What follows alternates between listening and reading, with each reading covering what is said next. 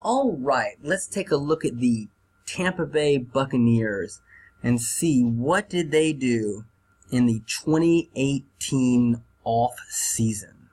How did they try to improve their roster from 2017? Well, first let's look at their cap situation. How much money did they have to work with? Quite a lot, actually. They had $64 million at the beginning of the off season. Now, in August, they're down to about $10.9 million. So they have a little bit of wiggle room there if some player becomes available or one of their guys gets injured and they have a hole they need to fill. But they spent a lot of money this offseason. Let's take a look and see what they did. First, let's look at the possible cuts. These were guys who at the beginning of the preseason, or the beginning of the offseason, that I thought might be guys that they cut. Doug Martin, that was an obvious one, okay? You can look there, last 2 years, 2.9 yards a carry, pitiful. So the Bucks were able to save $6.75 million this year and $7 million the 2 following years with no dead money. Because that's how Tampa likes to structure their contracts with, small or no signing bonus. And, I think what the strategy is, okay, we're going to offer to overpay people, basically. We'll offer them salaries that are bigger than most other teams will. But we'll offer it to them with, very little to no money guaranteed. So that they have to earn their keep every single year. It sounds great in theory, but a lot of really top players don't want to do that. They go, look, I want something guaranteed. What if I get injured? I can't play anymore.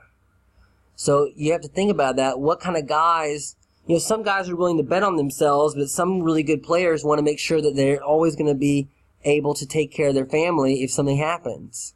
So, Doug Martin, he had injuries, he had a suspension. Point is, garbage. He was able to sign a 1-year, $1.5 million deal with Oakland, and I'm surprised he was able to get that. But he got it because John Gruden's over there. But not very good years for Doug Martin, and he will not be back with Tampa Bay.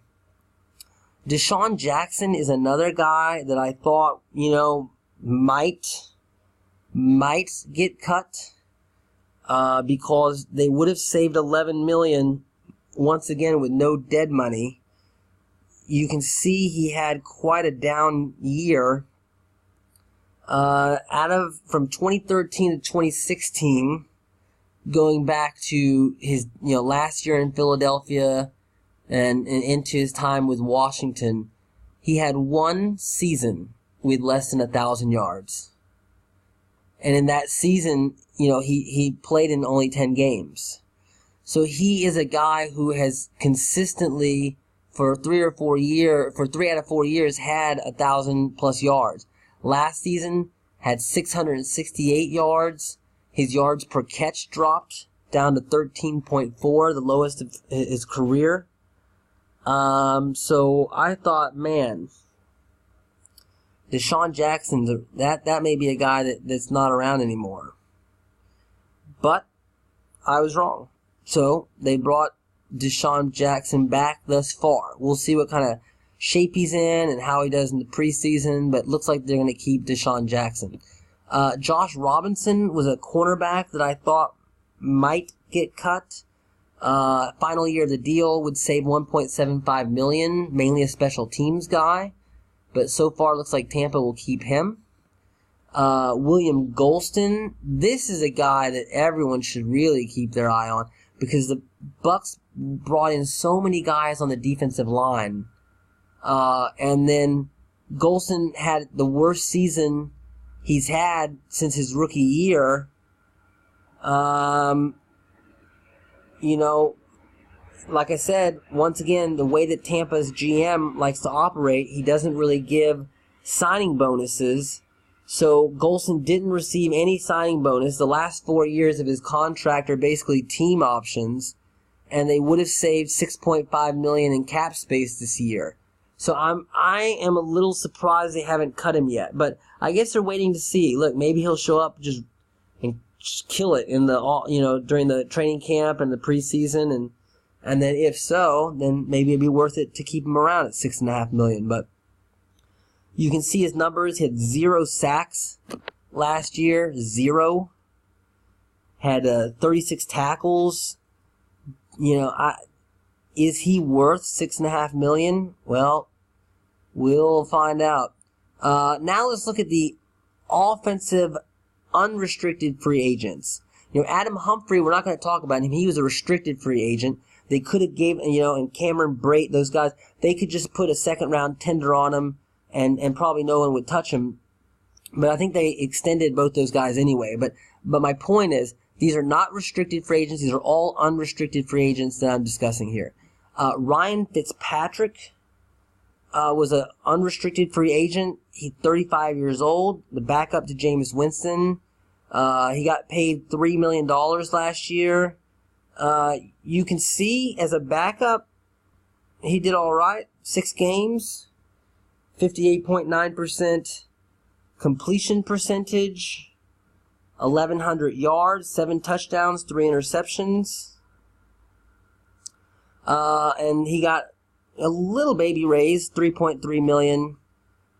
He'll be back next season. Charles Sims is a free agent. Was a free agent. Only 95 yards rushing last year, but had 4.5 yards a carry. Was more of a threat out of the backfield catching the ball. Had 249 yards. A couple of years ago, he had big numbers, though. 529 yards rushing, 561 yards receiving, 1,000 yards from scrimmage. But last year, not nearly those kind of numbers. So he finished his rookie contract, former third-round pick, and Tampa gave him a 1-year deal to return. Kevin Pamphile and Evan Smith, 2 guards that were sharing time, and they were rotating with each other, and they were both unrestricted free agents. Pamphile played all right, but didn't play that great. Had ups and downs. Was a former 5th-round pick. He got a $1.4 million deal with Tennessee, so Tennessee doesn't see him as a starter. They see him as a depth guy.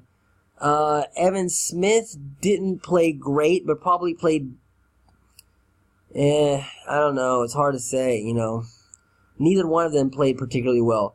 But he'll be 32 next season, so he's much older than Pamphile, who just finished his rookie contract. Evan Smith was getting paid 4 years and $3.5 million per year. The Bucs brought him back for 2 years and $6 million.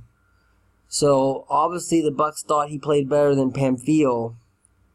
But I don't know. A lot of Tampa fans didn't feel that way. So it'll be interesting to see how does Evan Smith do this season.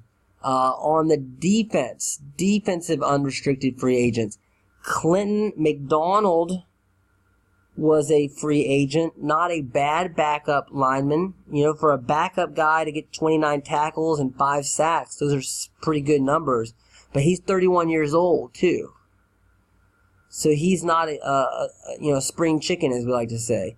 He is coming off a 4-year deal that was worth $12 million total. It's about $3 million a season. And Denver signed him for 2 years and $7 million. So, pretty good numbers for a backup. 29 tackles, 5 sacks from the interior. We'll see what he's still got left at 31 years old. Will Clark was a free agent. He's a rotational defensive end, but he can generate a little bit of pass rush. He got waived by the Bengals last season, and then Tampa got him, and he had 15 tackles and 2.5 sacks. And then Tampa decided to bring him back and gave him $880,000 to return. Silver Silica was a reserve defensive tackle. He'll be 28 next season. He had 8 tackles in 8 games. Was playing on a 1-year deal worth $1.1 million, but he signed with Jacksonville. So Tampa didn't want to bring him back. Brent Grimes, that was one of the bigger name free agents. You know, he's fairly old for a cornerback, 34 years old, but he was definitely the best corner that Tampa had last year. Was finishing a 2-year contract that averaged $6.75 million a year, still playing well, and thought about retiring, but instead decided to come back for at least one more year, and the team gave him once again a baby raise, and he'll be making $7 million next year. T.J. Ward was a safety for the Bucs last season. He had 43 tackles in 12 games. 31 years old. Like I said, was making $4 million last season, but had the worst season since 2011, which isn't on this chart. Missed 4 games. He only started 5 games. But over the offseason, he was arrested for felony marijuana possession. Apparently, the charges were dropped. His girlfriend claimed it was medical marijuana. It was a lot. He had like 99 grams, which in Florida, if you have more than like 27, 28 grams, it's a felony. So he was way over. But luckily for him, the charges were dropped. Florida's got tough marijuana laws. At cornerback, Robert McClain was a veteran corner, provided some cheap depth. He was only playing on a 1-year deal worth $775,000, and he had 3 interceptions last year, but so far hasn't been able to find work. So it doesn't look like he'll be back with Tampa. We'll talk about why in just a minute. And then at safety, Keith Tandy was a free agent. He was a backup safety, had 26 tackles, was finishing a 2-year deal that averaged $925,000 per season. Didn't have a particularly great year, but has spent his whole career with Tampa, so they decided to bring him back for 2 years and $2.74 million. So I guess they saw something that maybe I didn't see, but you know, definitely a depth option there. Safety, 26 tackles isn't horrible, but how did he do in coverage? You know, as a safety. Let's summarize all of the major changes to the Tampa roster. Well, Doug Martin is out. You can see his numbers were horrible. But they drafted Ronald Jones in the 2nd round. That's exciting if you're a Tampa fan. I think Ronald Jones could have a big year with Tampa. I think it's a good pick. We'll see how it works out, but I think that's definitely an upgrade for Tampa at running back. At wide receiver, they drafted Justin Watson in the 5th round, so got some depth there. At guard, Kevin Pamphile is out, and J.R. Sweezy is out. They cut J.R. Sweezy to save $6.5 million. I was surprised at that. I didn't expect that. And they drafted Alex Kappa in the 3rd round and brought in Adam Geddes as a depth guy. I don't know about that. We'll see. You know, Alex Kappa is one of those guys that has a lot of athletic ability, but you know, hasn't played any big name talent. Came from a small school. I think he was D2. This is a surprising pick from Tampa, and honestly, I'll be surprised if that works out. But I hope it does. I love to root for the underdog, but I just don't know how that'll work out. At center, Joe Hawley is out. He retired. He was a backup center. And Tampa brought in Ryan Jensen, gave him 4 years and $42 million. So that's an upgrade at center. I think that, you know, they gave him a lot. It's a big, big contract. So we'll see if he, you know, $10 million a year. That's a huge contract, honestly. There are very, very few centers making $10 million a year. But, you know, we'll see how it works out. I think Ryan Jensen's a very good player. And It's just a question of whether he'll be worth that contract. But definitely an upgrade at center for Tampa. On the defensive line, at defensive end, Robert Ayers is out. You can see his numbers there at the bottom. Only had 2 sacks last season. Ryan Russell, a backup defensive end, out. Darryl Tapp was a reserve player. You can see Russell had 17 tackles and 2 sacks. Tapp was signed mid-season, then cut after 4 weeks, 33 years old. So basically lost a starter, a backup, and kind of a depth guy. They brought in Vinny Curry. That's a big signing.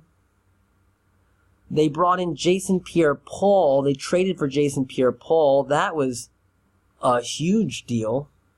And they also brought in Mitch Unrein from Chicago, who had the best year of his career. So look here, Unrein had 32 tackles and 2.5 sacks last season, but he's going to be 31 years old.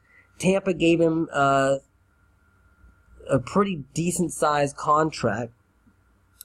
Vinny Curry, 3 years and $23 million. And Jason Pierre-Paul has 2 years and $27 million remaining. That's quite a lot. About almost $14 million a year. Let's look at their numbers, okay? There's Robert Ayers on the right. He's leaving. There's Vinny Curry in the top left. 42 tackles, 3 sacks, 8 tackles for a loss. Not bad numbers. And then Jason Pierre-Paul had 68 tackles and 8 sacks.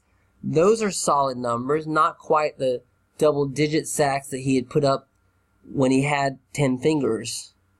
But still good numbers. So I like the Jason Pierre-Paul move, actually, quite a bit.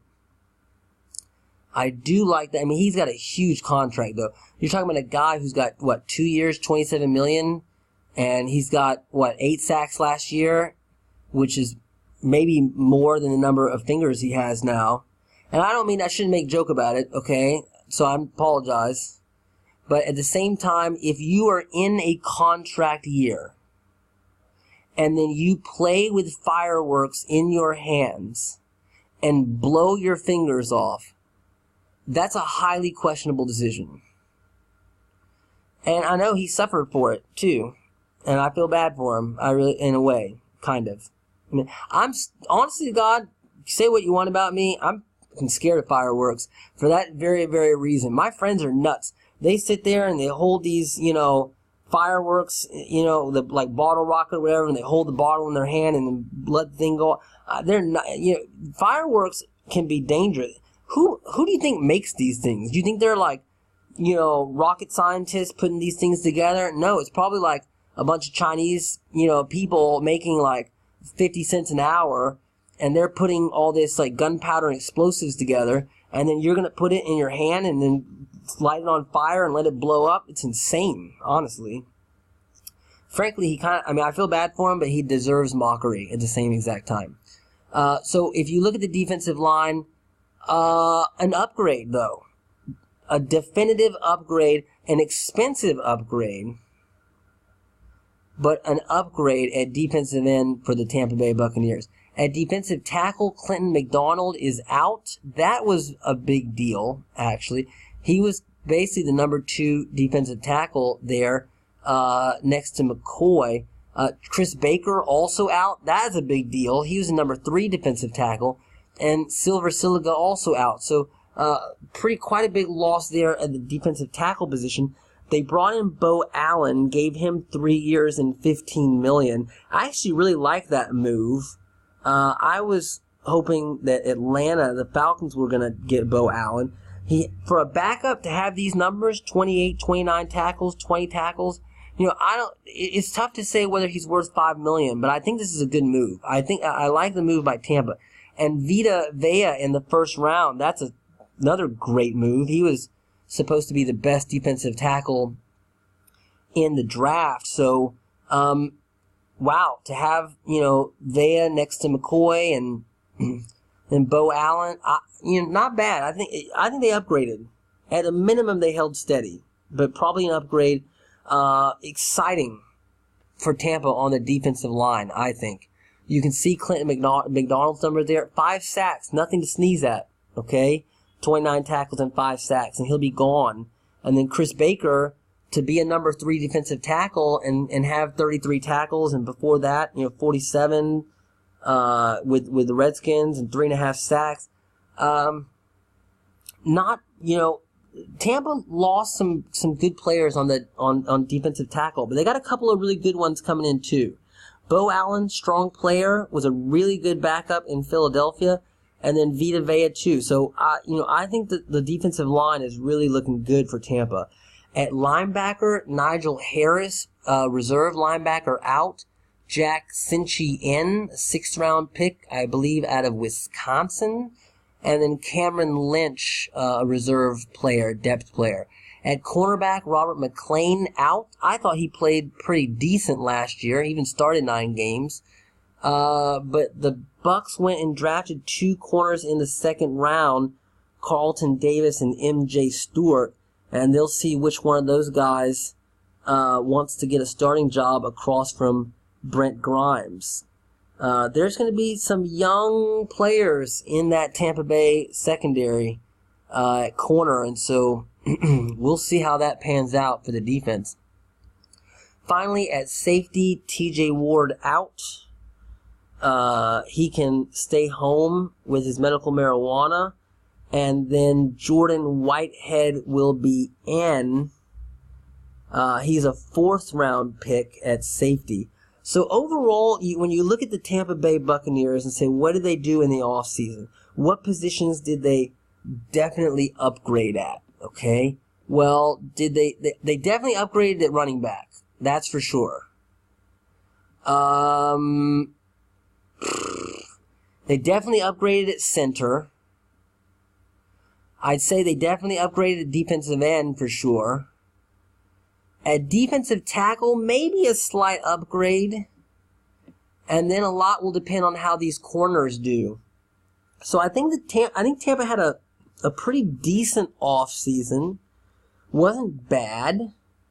Their defense was so bad though last year. Are these 2 rookie corners and their defensive line going to be enough for them to compete even for a playoff spot? Because they finished dead last in the NFC South last year. And then when you look at their offense, will their offensive line be good enough? And will Jameis Winston be good enough to compete for a playoff spot? That I don't know.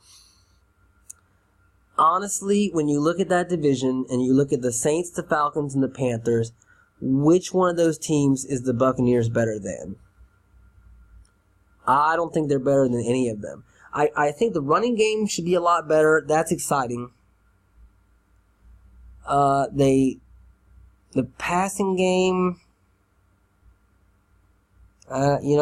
should be maybe improved, although Deshaun Jackson's a year older. I just don't see enough improvement. Really, where is this significant improvement that's going to get them into the playoffs? I just don't see it. I think the Bucs improved. I think they'll have a better season in 2018 than they did in 2017. But would it be enough to compete for a playoff spot? It's very, very hard to say that.